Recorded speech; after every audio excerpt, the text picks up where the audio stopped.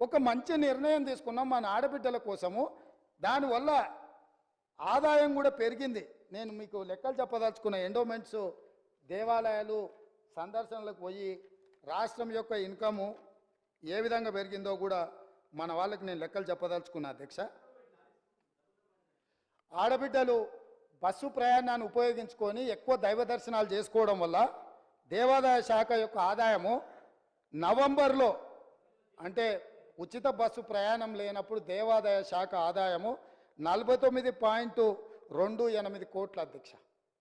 అదేవిధంగా డిసెంబర్లో మేము ఉచిత బస్సు ప్రయాణం మొదలుపెట్టినాక ఆడబిడ్డలు కుటుంబ సభ్యులతోని యాదగిరిగుట్టనో లేకపోతే జోగులాంబనో లేకపోతే ఇతర దేవాలయాలు భద్రాచలంలో రాములవారినో ఇట్లా వివిధ దేవాలయాలను సందర్శించుకోవడం వల్ల డిసెంబర్ నెల ఆదాయము 93.24 కోట్ల రూపాయల అధ్యక్ష.